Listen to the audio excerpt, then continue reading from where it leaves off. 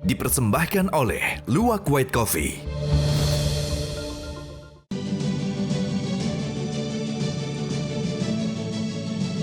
Ketemu lagi di Hot Room. Seperti biasa, otak saya lancar karena kopi kesayangan saya. Kita lihat dulu tanggapan masyarakat atas kasus Rafael ini. Kita lihat yang berikut ini. Mari bayar pajak karena sebelum semua pegawai pajak punya Rubicon dan Harley Davidson.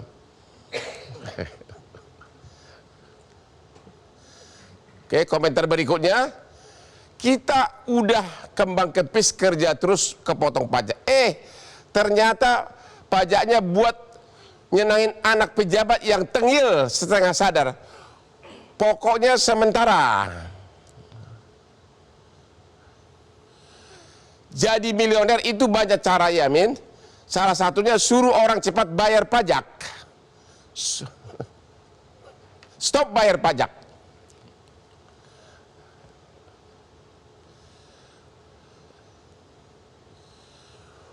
Uang-uangku yang potong situ, terus yang laporin aku, kalau kurang aku bayar lagi.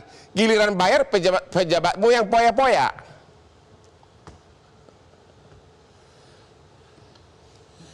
Wah, ini Babe Cabita yang di sini ya. Babe Cabita, stand up comedian.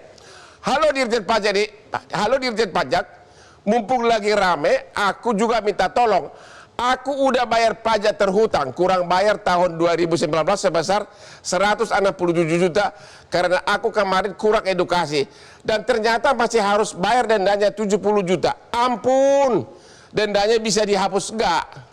Lu minta dihapus ya? Minta dihapus kalau bisa. Emang masalahmu kenapa sih? Iya, masa gaya banget sih lu cuma stand up comedian kok pakai pajaknya segitu besar? Itulah makanya Bang Hotman, aku makanya nih deg-degan dari tadi. Lu honor lu ya? Honor lu ini dari honor? Betul, dari Terus? honor. Jadi ternyata ya stand up comedian itu kan aku mikirnya kan kurang orang awam kan, nggak tahu masalah pajak. Jadi aku pikir kalau kita udah stand up itu kan selalu mintain PWP-mu, kirim lain PWP. Itu ke TV nih, ke TV? Ke TV, bahkan aku pernah juga ngisi acara stand up di acara orang pajak. Itu waktu masih kamu kasih NPWP dan sebagainya, dapat honor. Dapat honor, udah dipotong sama mereka itu. Jadi tahu nggak dibayar pajaknya sama TV? Dibayar. Terus? Cuman ternyata kita tuh tetap sebagai orang itu yang kita tetap harus meminta bukti potong dari mereka. Kalau tidak ada bukti potong? Dianggap tidak sesuai pemasukannya. Pemasukan kita tidak sesuai dengan yang mereka. Ini kok tidak sesuai. Jadi harus rapi itu pembukuannya. Begitu ya? Waktu itu kan aku masih sendiri, belum ada manajer, belum ada. Jadi artis, stand up komedi segala macam harus selalu minta bukti potong pajak dari televisi, dari perusahaan TV. Iya, sementara kita tahu lah, kayak Metro TV atau TV-TV yang lain, bukti potong pajak itu kan nggak bisa kita langsung minta. Bisa nanti sebulan atau 2 bulan lagi baru minta. Tapi saya pengen tahu, emang honormu berapa sih? Hanya potongannya aja udah ratusan juta. Pokoknya berapa honor kamu? Itu kaya juga. Kaya kecil Bang, dari tadi bahas miliaran saya deg-degan udah pucat duluan. Ini kok duit orang banyak-banyak kali lah. Aku dibahas di sini ngapain? Jadi total honormu berapa? Pokoknya jangan honor. Enggak, pajaknya aja 100, udah hampir 200 juta. Ini ngomong-ngomong kayak gini nanti ini masih nyangkut di kantor pajak nih saya nih Bang kasusnya. Nanti gara-gara ini kena lagi, makanya I love orang pajak. Aku takut nih orang pajak nanti pada ngelihat tiba-tiba makin disiksa lagi. Oke, sekarang gini deh. Setelah kamu dikejar-kejar begini, dikejar, kamu masih harus bayar denda ya? Pokoknya iya, bayar kurang pajaknya, kurang bayarnya hari itu 167 juta. Ya, kalau nggak bayar, itu kan undang-undang kamu bisa masuk penjara loh. Betul. Nah, tanggapan kamu gimana atas kasus Rafael ini? Kamu dikejar-kejar, sementara Rafael punya Rubicon, punya Harley, punya segala macam, hartanya sangat besar. Apa tanggapan kamu? Iya, nggak masalah sih sebenarnya. Dia mau harta, kalau memang duitnya halal, kenapa enggak? Kan nggak masalah. Cuman yang kayak aku ini Bang, aku tuh, ya ini nggak usah mau bawa agama, nggak usah munafik, tapi memang agama kan mengajarkan semua aspek kehidupan. Aku tuh memang dari dulu menghindari tuh yang namanya pinjol, sesusah-susahnya nggak pinjam duit. Beli cash, nggak pernah nyicil segala macam. Supaya apa? Supaya tidak berbunga dan kena denda. Tiba-tiba ada tagihan sekian pajak wajib bayar, ya udah sebagai warga negara yang baik dan dianjurkan agama, aku juga harus membayar itu. Cuman ada dendanya yang nggak masuk akal sampai 70 juta dendanya harus Dan dibayar. sekarang kau belum bayar dendanya? Belum bayar karena kemarin begini Bang, kata orang pajaknya, aku nih lagi nggak ada duit nih, kan kemarin 2020-2021 kan Covid, entertain kan mati, nggak ada penghasilan, tiba-tiba disuruh bayar 200 sekian juta nggak bisa, jadi aku minta cicil. Apa kata orang pajak? Lu dikasih keringanan nggak? Dikasih keringanannya cuma dicicil. Dicicil? 200 sekian itu, 200 juta itu mau dicicil nggak? Tapi kalau dicicil, kamu tidak ada kesempatan untuk penghapusan atau pengurangan denda. Ya. Jadi harus dibayar lunas dulu. Oke. Kalau kamu bayar lunas, baru kamu bisa ngajukan surat permohonan pengurangan atau penghapusan pajak. Kalau dikabulkan? Kalau dikabulkan, itu semua keputusannya di kantor wilayah. Ya. Memang dibilangnya begitu. Ya sudah, akhirnya aku lunasi lah itu dengan jual-jual mobil, jual-jual aset lah. Jadi pokoknya tagihan pajak udah kau bayar? Udah dibayar. Yang sekarang belum juta. denda? Dendanya aku ajukan surat permohonan sesuai dengan arahan orang pajak. Iya. Surat permohonan dibalas sama dia surat cintanya. Bilang apa? Ditolak. Ngerti gitu dari awal aja dibilang nggak bisa dihapuskan atau dikurangi. Jadi kan aku bisa nyicil gitu. Jadi apa himbauan kamu ke Pak Dirjen Pajak malam ini? Ya, Pak, I love you Pak. Kita kan kan maksudnya janganlah, kalau ibaratnya gini lah, kan ada semboyan tuh orang bijak bayar pajak. Ya.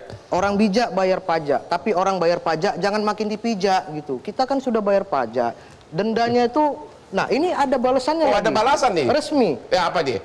Hai Kak, sesuai pasal 36 Undang-Undang HP di DPJ dapat mengurangkan atau menghapuskan sanksi denda administrasi dalam hal karena kekhilafan atau bukan karena kesalahan. Artinya kan memang aku hilaf nih.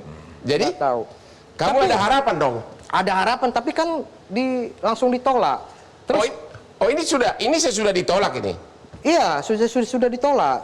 Berarti kan tidak sesuai dengan ini atas permohonan yang memenuhi ketentuan. Aku nggak tahu ketentuan aku apa yang tidak memenuhinya. Nah, ditolak. Nah, setelah aku tanya lagi sama orang pajak, katanya Babe masih bisa mengajukan surat permohonan kedua, ketiga, masih bisa ada kans lagi. Oh begitu? Iya, pertanyaannya kenapa nggak di pertama aja langsung dikabulin? Iya, gitu. kenapa harus dipersulit lagi? Nanti yang kedua, ketiga kan jadi kiranya nunggu-nunggu kedua, ketiga kan pucet juga. Oke Pak Didi, apa tanggapan Anda terhadap kasus Didi ini? Ya, standing up comedian aja dikejar begini. Ya. Saya kira kasus Babe ini harus ada perbaikan di dalam pelayanan kepada masyarakat, terutama para wajib pajak. Kalau saya dengar kasusnya beliau ini ya, kalau dengar begitu faktanya, saya kira hanya pelanggaran administrasi yang tentunya bisa diadakan perbaikan-perbaikan. Dan dia sudah bayar pokoknya. Ya, sudah bayar pokoknya. Menurut saya, hemat saya ya harus diperhatikan nih saudara kita Babe, Kabita ini ya. Jadi saya kira ginilah, kementerian ini harus ada perbaikan-perbaikan, terutama di dalam menerima pengaduan masyarakat, lalu masyarakat yang ingin mengadakan perbaikan administrasi itu harus diberikan kesempatan yang sebaik-baiknya lah ya. Tapi kalau peraturannya, apabila melaporkan harta kekayaan itu bohong, kalau selama peraturannya tidak ada sanksi pidana, itu tidak akan efektif.